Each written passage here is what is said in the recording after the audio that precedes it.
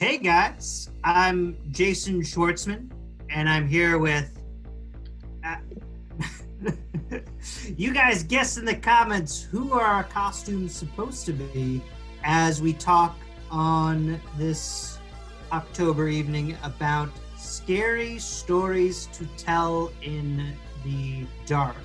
Which, by the way, right off, I think that title is part of why the movie wasn't as successful as it could have been. I think I know what they were thinking. They're like, we'll just do scary stories to tell in the dark. We'll make scary stories the big title, and then underneath we can have sequel. And there is plenty of sequel bait in this movie. Oh, no question. Scary stories to blankety blank for all of our future sequels. That'll probably never happen because I don't think this was too successful, was it? Well, I know first off, it never has been like streaming anywhere to where I found it easily to watch. So Right. I don't know if that's because of the way the rights are with this or because of the success that it did or didn't have. Because, if Right. movies sometimes are super successful, it's going to be on everything streaming at some point. And sometimes if it's like a dud, but they wanted it to be successful, they'll still try to push it on streaming. But this one, I remember it being out. I remember when it was out in the theater. Definitely has a feeling. I don't know exactly when it was written or when the kind of original version of this story came together, but it feels like it's trying to be it. And it made giant amounts of money. And I know this didn't do that. So I think I looked it up and it was only streaming on like Showtime, I think, which is like, who has Showtime? Yeah, no, and you're right. Actually, the way I watched it today was the 7-day free trial and canceled it right after I watched it. On Showtime. Yeah. I think it would probably get a lot of views if you put it on like a Netflix or a Hulu. I think it would too, especially at Halloween. It's got that spooky atmosphere down perfectly. Like the first shots of the movie, like small town, everything's orange. Even the first like 20 minutes of the movie, it's orange and Halloweeny, but it quickly turns to that greeny, grayish tone that you see Yes. like on the cover.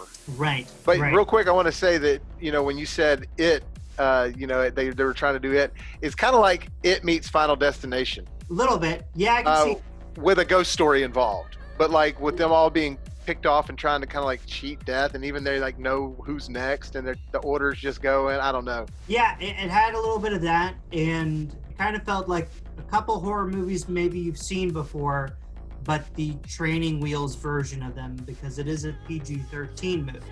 Yeah, it pushes it pretty good. You were telling me that it was like you were surprised at some of the things like flying limbs. Spoiler alert, flying limbs and stuff like that. The limbs and everything flying everywhere. And once I saw what those were, once I saw that those were from a monster, it was like, oh, I can see them why they can get away with it. And there wasn't a ton of blood everywhere. And that's one of the things that you can show heads being chopped off as long as it's not implying that they're human by showing red blood. Right. That's kind of like the big rule. Tips it over the edge for R. And then there was like the head that starts talking in the police station. Yeah, with the eyes. Pulls out his gun and just starts shooting the like decapitated head. And I was thinking, I was like, the MPA has like the stupidest rules in the world because like this movie gets a PG-13 and so does like any movie that says the F word twice. Yeah, F word twice. And then meanwhile, and don't get me wrong, I'm not complaining about this scene. In fact, it's my favorite part about Titanic. But Yes.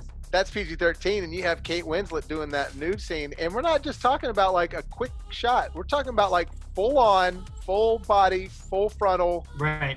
Then the shot stays on it for a little while. And there's a lot of violence in that movie, considering you see the way people die, but it's not coming from a violent place, and it's an accident. There's a great documentary, and we're already getting off track, but there's a great documentary. Yeah. This film is not yet rated, and it goes into like what the MPAA is and like how some of their like rules are just completely arbitrary. And they kind of get down to the fact that it's just like a group of people. It's just like a bunch of people's dads and moms who've like gotten together and somehow found all this power in Hollywood. And now everyone has to go through that. Not really so much anymore with the streaming services, but it used to be like if you got an NC-17, you couldn't show any commercials. Movie theaters wouldn't run your movie. So it is, just this movie reminds me, which you kind of forget nowadays, just how kind of weird and stupid the MPAA actually is. Yeah, and it was created in the 80s because of slashers, solely because of slashers, when they just Put that started X on there. Yeah. Yeah, and then of course then it started warning parents about it. And basically what was going on is a lot of these movies were existing. You had a fan base that was watching them, and the parents weren't really aware of what was going on. Once they started seeing it's like, oh, there's a lot of nudity and a lot of gore and violence in this, then they started jumping on it. The mothers did, for sure. But even now, like, or even when I would eventually get to watch an NC-17 movie as a kid or something, like when I finally first saw Showgirls, okay, it was nothing like I thought I was going to be seeing. Like, it seemed like an R movie. It didn't. And then like Basic Instinct, everybody was talking about, oh my God, that should have been rated NC-17. And I saw that. There's barely anything in that. Right. Like, it is so not what people chalked it up to be. And same thing with Showgirls, making it NC-17. It wasn't near that bad. Once DVDs started becoming popular, and it was like the unrated cut of like this famous movie, and then there's like, 5 extra frames of blood or whatever. It's like, oh, nothing. Okay. Are you kidding me? Yeah. Like, now this movie, Scary Stories to Tell in the Dark, I definitely, it achieved its dark tone. I did think that it passed for the PG-13. I was expecting it to, like, the way you described it, and other people have described it, like, man, this movie gets away with a lot. I was expecting more out of it as far as what it got away with, but I still thought it was great. I was very impressed with it. The story I thought was clever. The way they implemented all the different stories with an ongoing continuous narrative was really cool. Yeah, I think overall, just kind of general impression, I also liked it. I again kind of found it somewhat of a frustrating movie, and this is tied in maybe a little bit to the rating. I was trying to figure out if this movie was for kids, and they were like, okay, we want to get like kids to see this, so let's make sure we make it PG-13. Or if it was kind of the other way, where they're like, let's make a R-rated movie, and then they figured out, if we just like cut out this and that and tighten it up a little bit, we can get a PG-13, and then maybe kids can see it. Because, like, do you think there's alternate footage with the like a lot of cursing? Not really. If I had to guess, I would guess that they made this to be PG-13.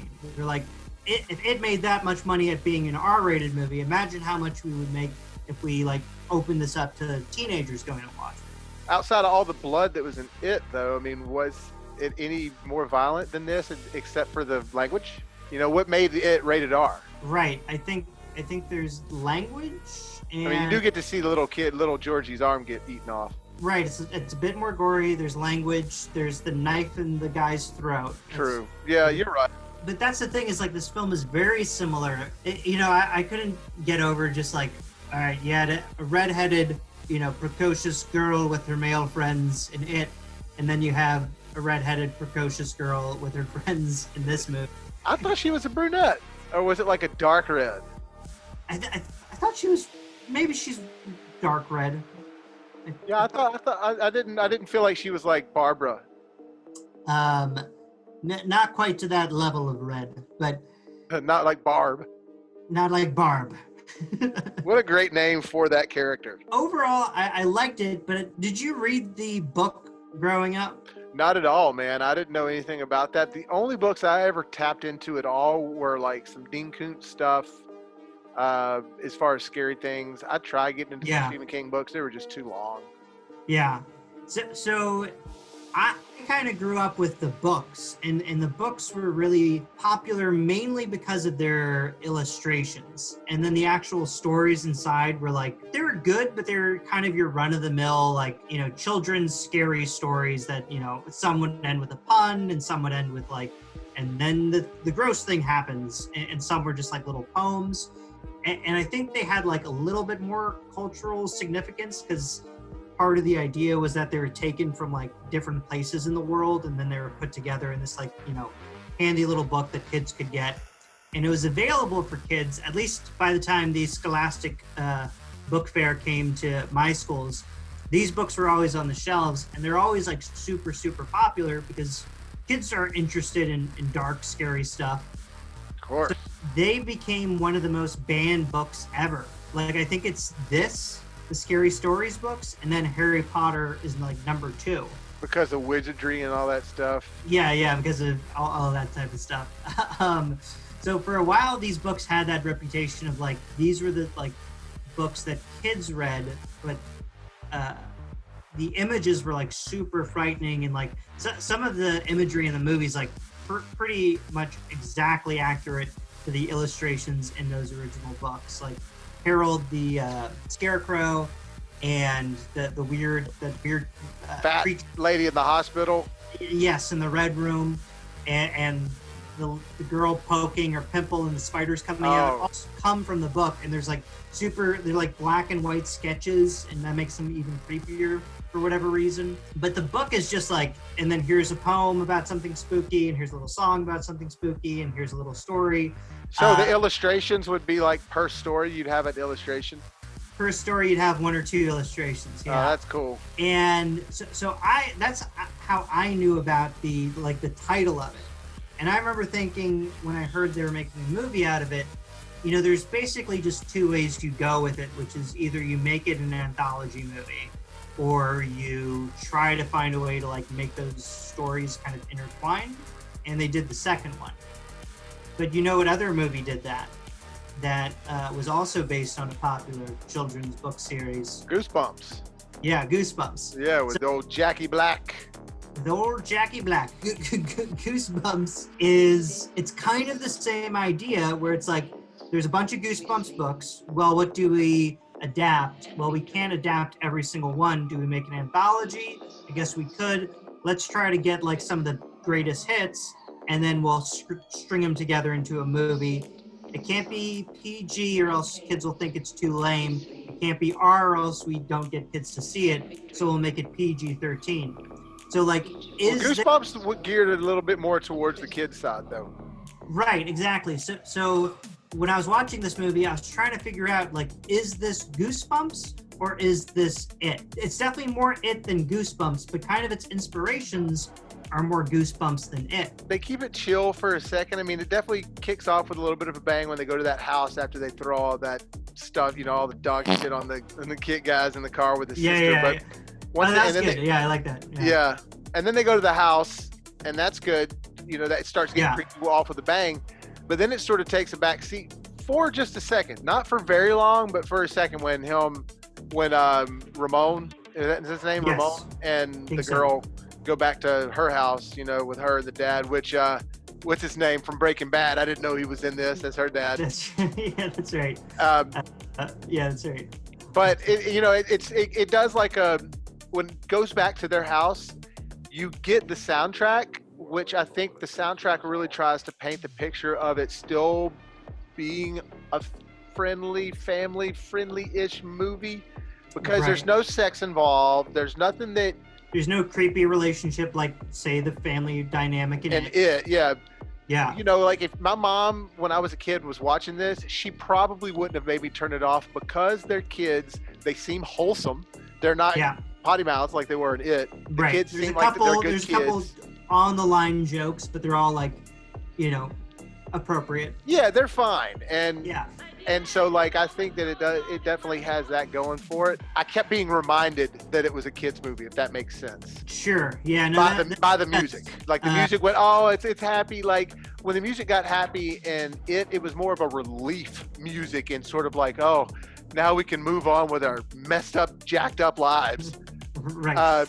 Let's take a breather before this, you know, homicidal clown tries to kill us again. Yeah, and we all really do have jacked up lives outside of the clown. But this one, they just wanted to get back to normal. Obviously, we'll get to the end in a second, because there's something there. But as far as the way it actually leaves off. But like I said, with It, that felt more of the gravity, and this one was serious, and it's scary imagery for sure, but I felt a little bit more like I was never reminded like, oh, but I'm still watching a PG-13 movie. You know, it makes me think a little bit of how maybe Netflix has changed certain things. It sounds like we both had sort of an issue with the movie where it couldn't quite pick a lane of like, are you going to be It or are you going to be Goosebumps? And Stranger Things is, you know, it feels like a show that the whole family can watch, but if you were to actually MPAA rate Stranger Things, it would probably be an R, right? I'm trying to think now if that's accurate or not. No, because I don't know if there's a lot of gore. Yeah. It's a lot of imagery. I would say it would be a PG-13 because they don't say the F word or anything like that in it. Which, by the way, got a little Stranger Things hat if I want to switch it up and go the little trucker There here. you go. No, I would say PG-13 on Stranger Things. Probably. Whereas Stranger Things never, it felt like a nice enough combination of elements that it never felt like it's lacking. Whereas this one felt like I kind of wish it chose either to go proper scary or if you're going to be a kids movie, be a kids movie. But Stranger Things is so able to bring something like people jumping on the 80s bandwagon. Stranger Things with every season has been able to successfully bring back something new that's old, if that makes any sense. Right. Sure. They do it every season. That's like, oh, you did this, man. I forgot about that. And it's significant. Despite the fact that everyone's tried to copy it since then, they always seem to do it again and do it better. Exactly. You said it better than I just said it. you know what Stranger Things also kind of I had this particularly with the third season because it brought in more humor, but I was thinking Stranger Things probably has for a lot of homes today what like The Simpsons had when I was growing up, which is like the youngest member of the family can watch it and get something out of it, but a lot of the jokes are going to go over their head. Oh yeah. And the oldest member can watch it and like it and appreciate it, and every once in a while there'll be something that's a little bit too goofy or dumb that they won't particularly enjoy, but they'll still enjoy the thing as a whole. But it kind of it finds this weird, nice middle ground that like very few shows can find, where it kind of can be properly like a family show where like the teenagers, you know, the elementary school kids and the parents can all have, you know, their own group of characters that they follow, right? Like parents are maybe like identifying with Hopper and the teens with like Nancy and the kids with the kids. But everyone kind of gets something out of it. Yeah, no question. This movie, Hank, that was his name. This movie has Hank, but he's just like... Oh, Hank from Breaking Bad, yeah. Yeah, he's acting like he's 89 years old, even though he's like what, in his early 50s? Yeah, well, but no, hang on. But hang on, remember the wife left him. Yeah, but that doesn't make you an invalid. You know, but I think it just broke him down. You never got the story, but all right. Fair enough. I'm maybe he was sick of playing, a straight up hard ass from Breaking Bad. He's like, I want to go the calm and somber. It's like, I'll be in your movie, but I have to be sitting down. Yeah. Like when he finally gets up in the movie, you're like, wait a minute, you're not like sick or something? I thought you like couldn't get up.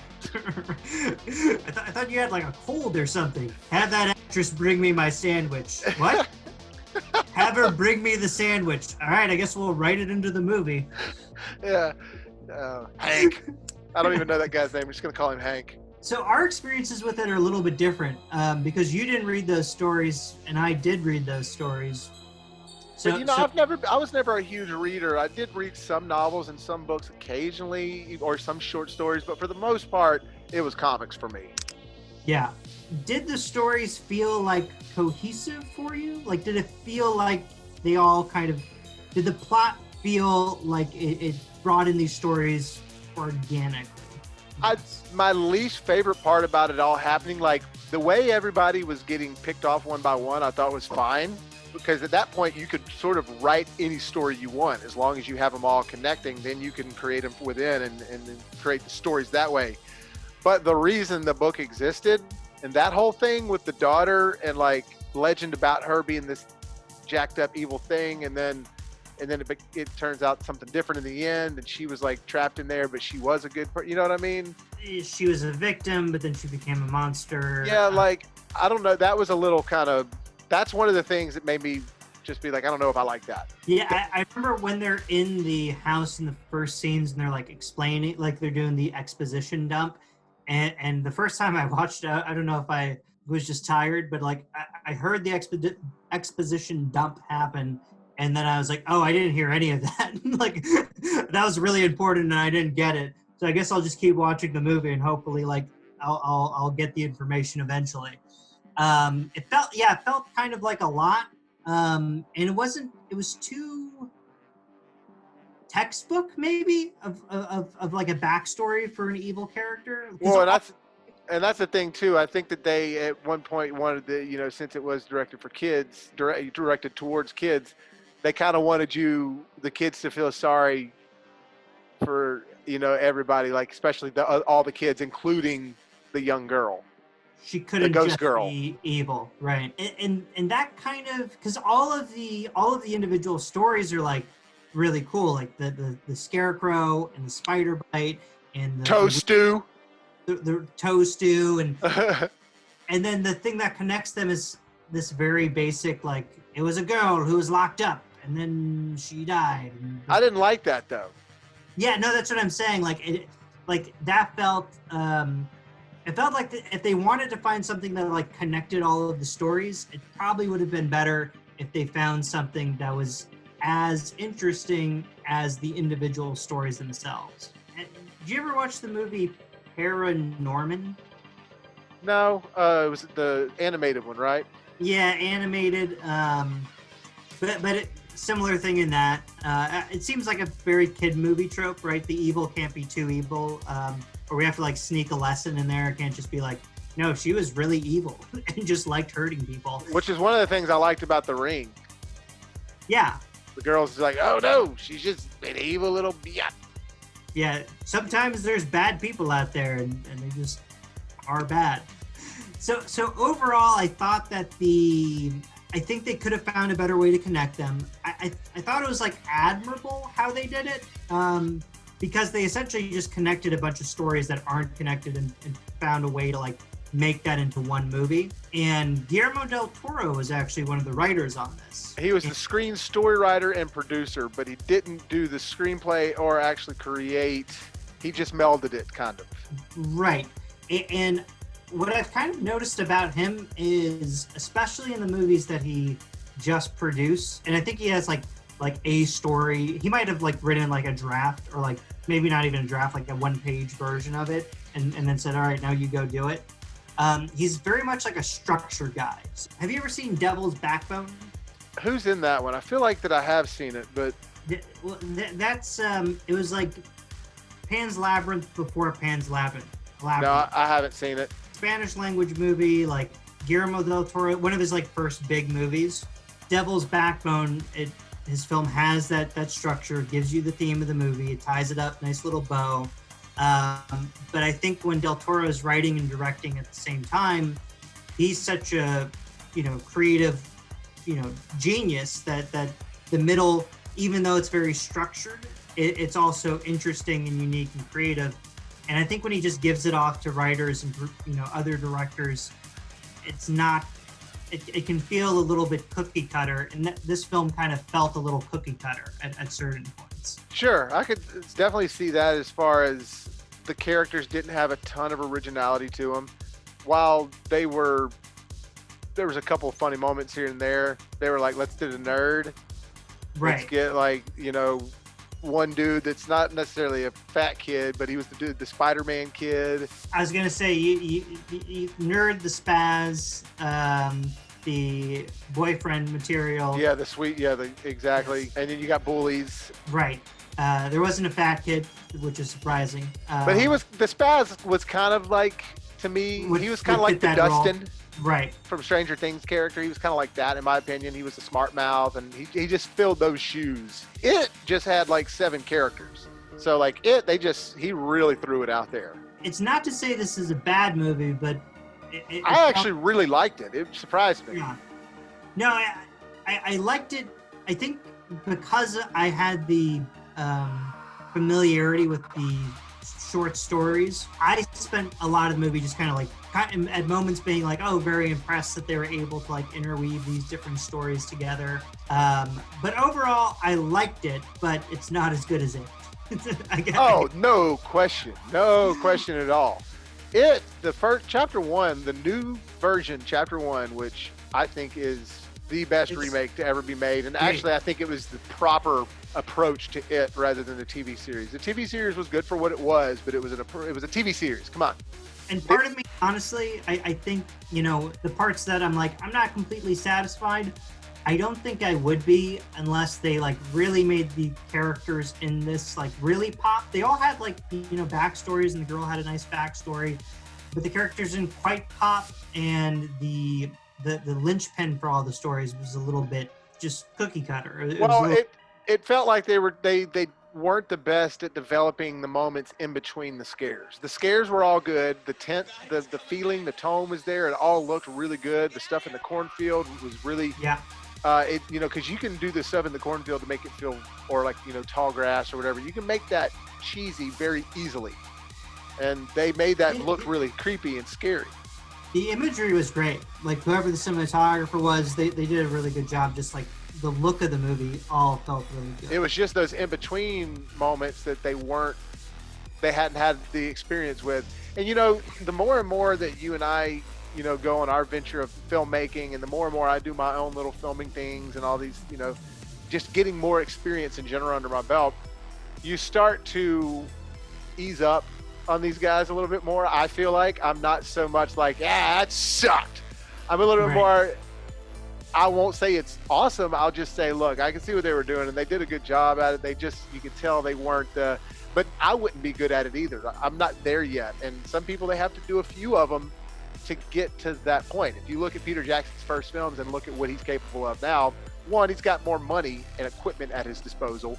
If you and I had all the equipment in the world at our disposal, we could probably come up with some pretty damn good stuff. But also, we would make mistakes because you don't not get into it in the beginning without just making crap sometimes. That's true. I guess for me to end a little bit positively, I thought all the actors did a really good job.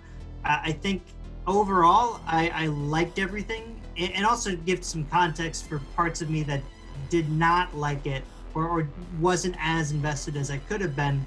I think some of that just comes from me and my experience with the original stories, and maybe I would just never be satisfied without just a exact, like, here's an anthology of those exact stories. Really dive into the fears. Right, exactly. I don't have that to relate it to at all, so. That's actually kind of why I wanted to talk to you about it, because I was curious, like, if somebody didn't have that connection to the source material, would they probably not have some of these issues that I do? And it sounds like, for the most part, you don't.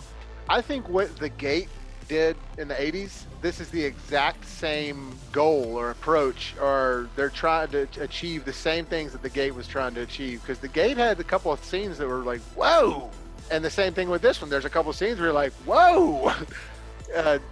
I'm excited for all of the new horror fans who are going to be created thanks to this movie. Oh yeah, for sure. There's definitely some introductory horror film watchers on this film for sure. I am curious to see if they were to take it somewhere else by the way that it ended. I definitely, would be curious to see what's up with that, because they never say that any of them got killed, Right. Even the cop, you never saw the cop get killed. You just see him get thrown up against the jail cell. So I would be curious to see what that other side is, or where they're going to, or what's up with that. I think they said they're in the upside down, and then at the end, we can't say that. One thing that I liked about this, that I'm gonna start doing every Halloween. There's a song that I listen to every Halloween, and you should listen to it when we get done, or even while we're still on before we get off. It's called "And Fools Shine On" by Brother Kane, and it was I first heard it on the Halloween 6 soundtrack. It's at one part when the car's driving up and they're picking up this girl, and it's what you hear playing in the car, but then they play it and the credits are going up, and it's a really good song, and it just makes me think of Halloween. It's a cool rock song, but it feels cool. It's like real, just chill and rock at the same time. But this one, they had that Season of the Witch song.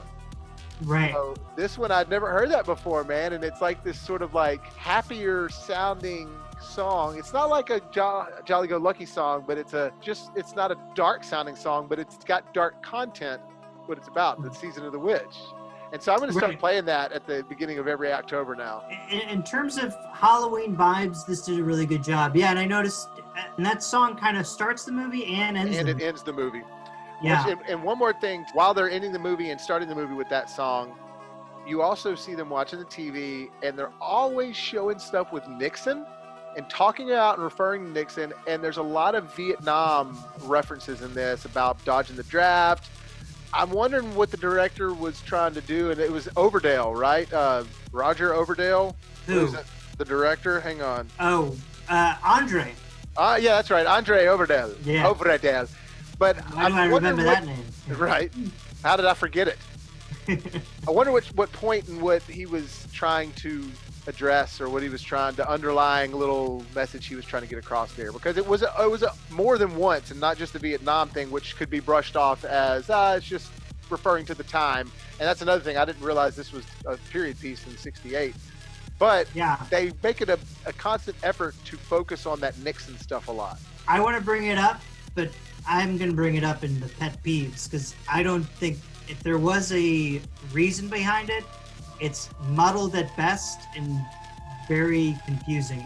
They're obviously trying to make some sort of connection there, but I was also just kind of lost at what that connection was supposed to be. Yeah, it's like, don't give me something like that just to be like, well, we're lazy, we don't want to do anything with that. But overall, I honestly, I liked it. I would watch it again, but only at Halloween. It's not something where, like, I get wild hairs at Friday the 13th and Halloween and Texas Chainsaw Massacre. I mean, I can watch all those horror movies any time of the year. This is one I'll just wait till next Halloween. Yes, yeah, and it's a good movie if you want to get into that Halloween vibe. It takes place at Halloween, at least part of it does.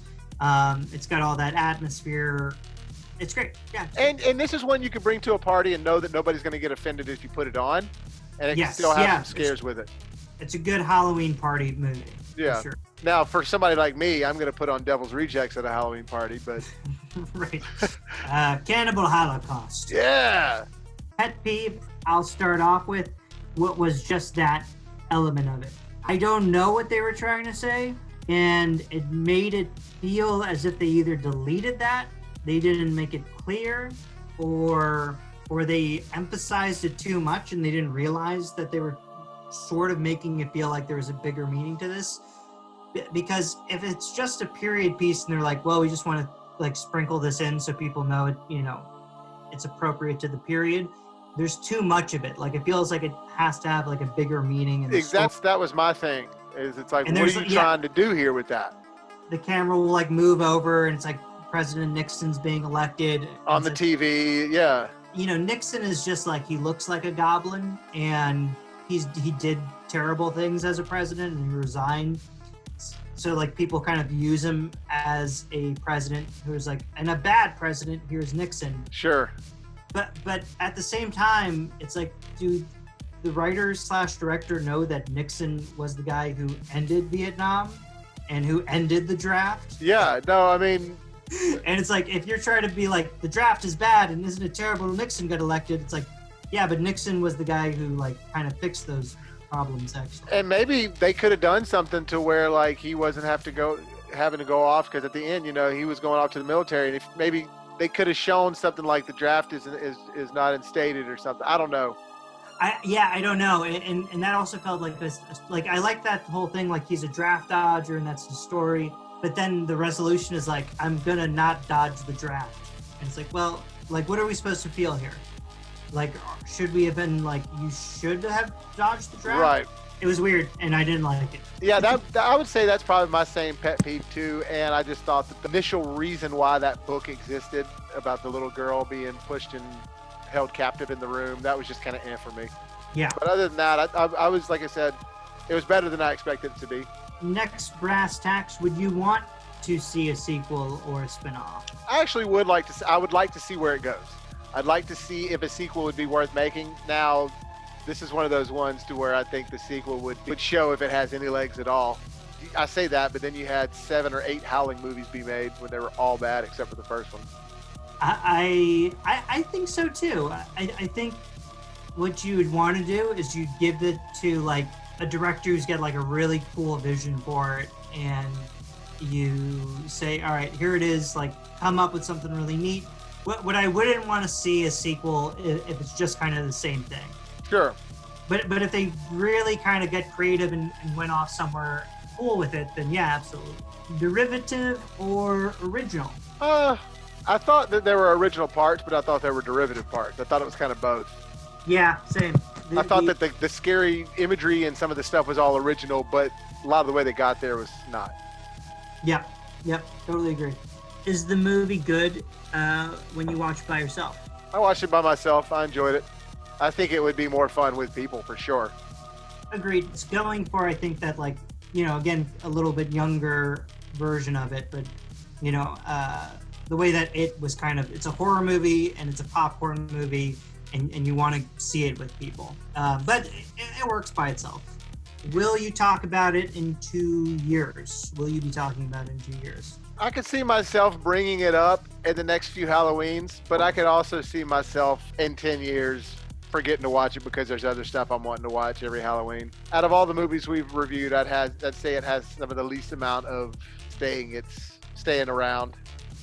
Yeah, I agree with that. I think maybe, the younger generation who's going to grow up with this movie might see it in that kind of nostalgia. They might have some nostalgia for it, yeah. Yeah, but for me right now, maybe, but I don't know. I mean, it's not going to be like Trick or Treat, That movie's something I want to watch.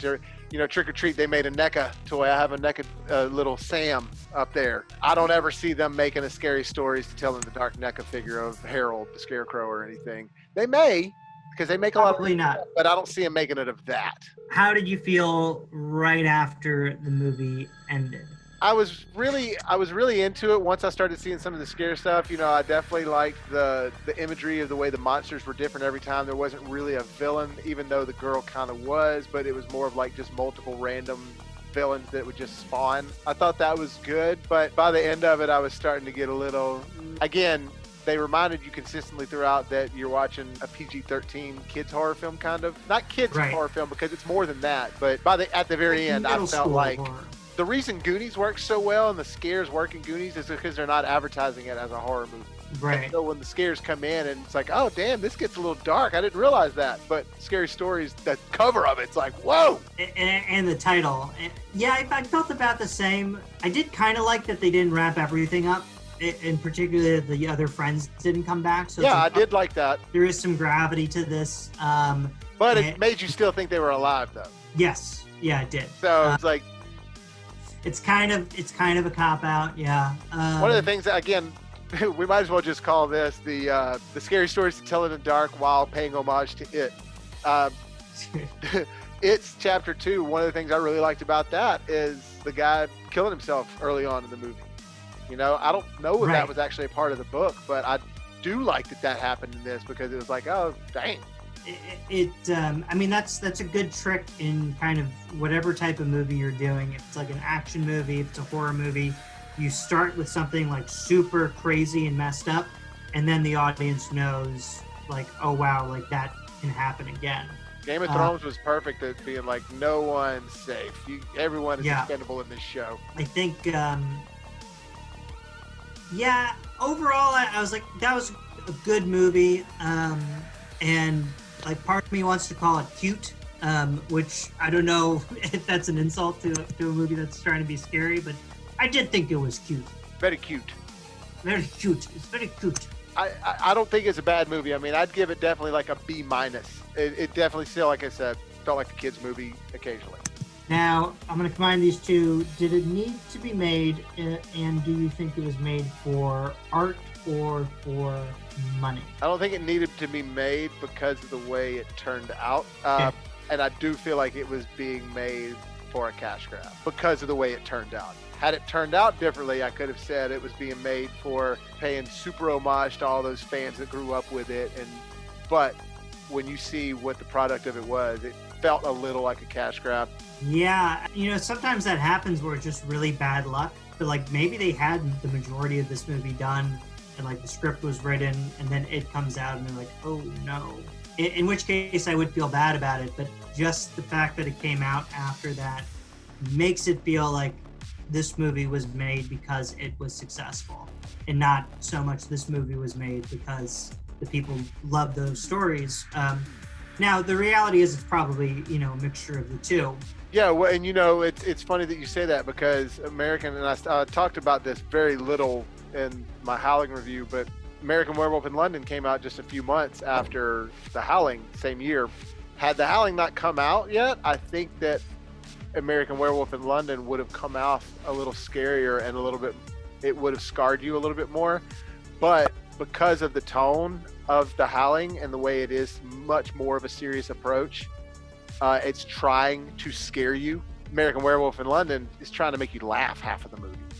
Right. You know? So it's like, even though that werewolf transformation is amazing and there are moments that are scary, it's diluted so much by the on-purpose comedy that's in there. So if Howling never existed, I think people would have that in their mind as more of a scary film. So same thing. Right. Would this be a good movie to Netflix and chill with? Definitely. I definitely think this is like kind of like the epitome of it, because if you're trying to Netflix and chill, like you said, you got lost in the exposition when you weren't Netflix and chilling. And I was watching the movie. Yeah. with 2 coffees in my hand. Eyes peeled back like Malcolm McDowell in Clockwork Orange. Right. Or yeah, like we said earlier, like it's a good put it on at a Halloween party, and if you want to watch you can, and if you don't, that's fine. And if you want to watch for half the time and be eating candy in another corner half the time, it'll all. Yeah, you'll come back and get spooked out when you watch another one of the spooky scenes, and that's another thing. Right. You don't have to know who the killers are to enjoy the spooky scene. Because there's nothing really connecting them. Yeah, if you walked in the room and you were in the middle of that bathroom scene, you would immediately be drawn into the fact that she's doing this to this whacked out looking thing on her face, and then the creepy music, you'd be like, oh man, what is this? Yeah. The movie does achieve that in a level of the anthology stuff. So, like I said, good one to throw on at a party. And then final question, parent watch, could you watch it with your parents? I think you definitely could with this one, just because it roots for the kids.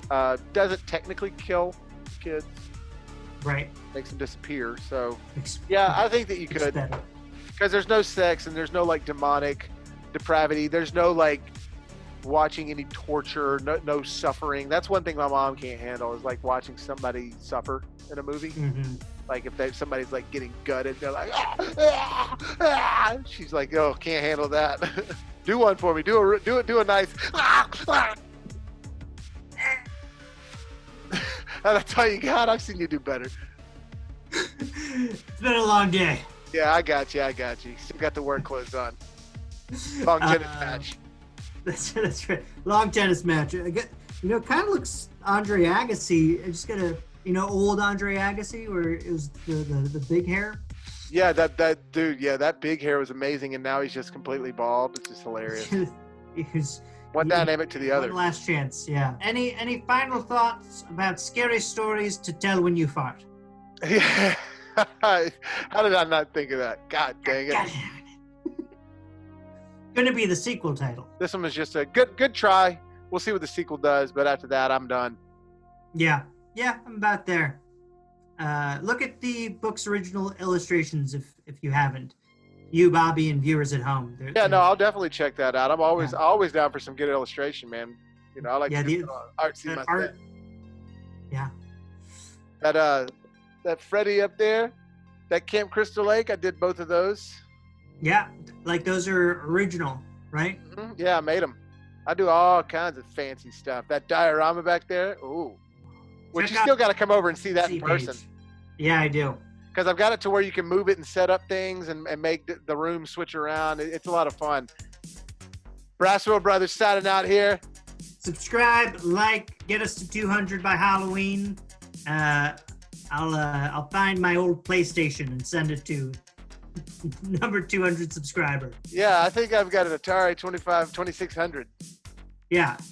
A Jaguar system. All right, guys. Well, hey, thank y'all so much, and thanks for tuning in for some more BrassReel Halloween!